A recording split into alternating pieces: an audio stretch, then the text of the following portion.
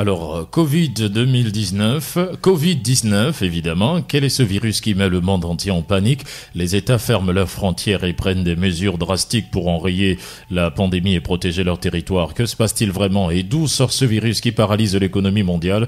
Quelles sont les conséquences à ce jour sur l'économie? Au Cameroun, le taux de contamination est très faible, mais avons-nous des raisons d'avoir peur des lendemains qui s'annoncent? D'où viendra la fin de ce coronavirus et où en est la recherche? Notre invité est un expert, professeur Emmanuel Eben Moussi, médecin-chercheur, biologiste, auteur prolifique et professeur des universités, professeur émérite des universités. Alors je reviens sur la première question. Quel est ce virus qui met le monde entier en panique, professeur?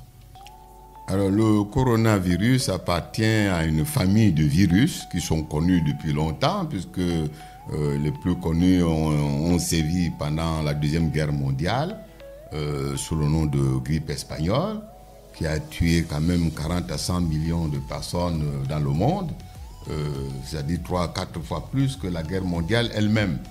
Donc c'était déjà un coronavirus, mais il y a de nouveaux coronavirus qui sont apparus dans la nature, et en particulier le fameux AH1N1. Alors la dénomination de ces virus, c'est toujours presque la même chose. Le H et le N précise la structure même du virus. C'est un virus qui a un seul brin d'ARN comme matériel génétique, et ce brin d'ARN est enfermé dans une enveloppe qui porte à sa surface des spicules sous forme de couronne. C'est pour ça qu'on parle de coronavirus. Et à la surface du virus, il y a des glycoprotéines, c'est des acides aminés particuliers qu'on appelle les glycoprotéines, mais il y en a de deux natures. Un premier groupe qu'on appelle les hémagglutinines, hémagglutinines, qui sont le support de capacité de transmission de l'infection, et un deuxième groupe de glycoprotéines qui sont des neuramidases, qui sont le support des capacités de virulence du virus, c'est-à-dire plus pathogène. Donc c'est pour ça qu'on parle de AHN.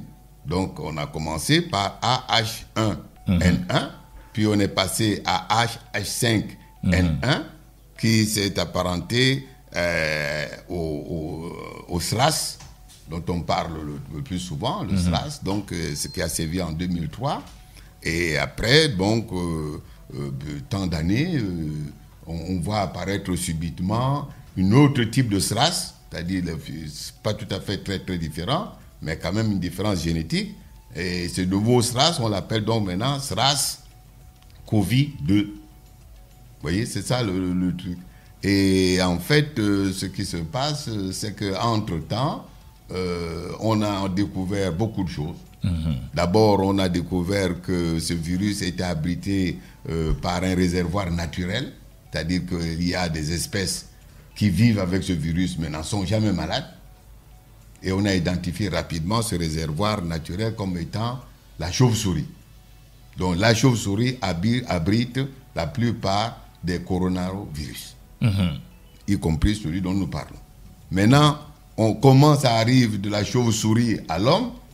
On s'est rendu compte qu'il y avait un autre intermédiaire. Donc le coronavirus est parti de la chauve-souris pour atteindre l'homme. Il est abrité par la chauve-souris. Abrité par la chauve-souris. Oui. Il est abrité par la chauve-souris. Et la chauve-souris, dans ses déjections, c'est un animal. Dans ses déjections, on fait tomber des déjections dans la forêt ou sous les arbres, etc. Et l'animal qui passe par là, évidemment, peut être infecté. Et on s'est rendu compte qu'il y en a un autre, donc, qui était le porteur, qui était ce qu'on appelle l'hôte intermédiaire. Ce n'est plus le réservoir naturel, c'est un hôte intermédiaire, donc qui peut véhiculer, lui, le virus. Alors, on a identifié pour le SRAS cet hôte intermédiaire comme correspondant à une civette palustre, voyez. Donc, c'était relativement clair. Et surtout, on a pu le confirmer parce qu'on s'est rendu compte que le matériel génétique de cette civette et le matériel génétique du virus retrouvé sur l'homme était pratiquement conforme à 99,8%. Par contre, pour le nouveau coronavirus, et c'est là que les instituts commencent, on est à peu près d'accord que le réservoir naturel, c'est la chauve-souris, mais il y a des milliers de variétés de chauve-souris.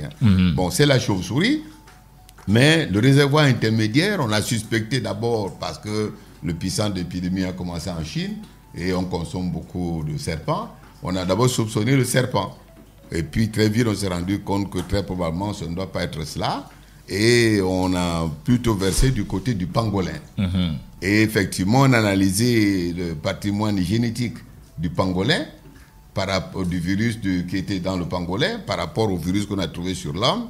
Et la ressemblance sur le plan du patrimoine génétique est de 91-92%. Ce n'est pas les 99,8% du SRAS. C'est 91-92%. Donc, ce n'est pas totalement parfait. C'est pour ça qu'on suppose que le pangolin est un réservoir intermédiaire, mais on attend de le confirmer par des études beaucoup plus larges. Voilà. Donc, c'est cela qui se passe. Et malheureusement, ça nous donne une situation où on a un premier virus, le SRAS en 2003, qui était transmissible, bien sûr, qui est devenu transmissible à l'homme par l'air. Et là, nous tombons sur un virus qui n'est pas transmissible par l'air du tout, qui est transmissible par les fluides biologiques. Et ça change complètement la donne.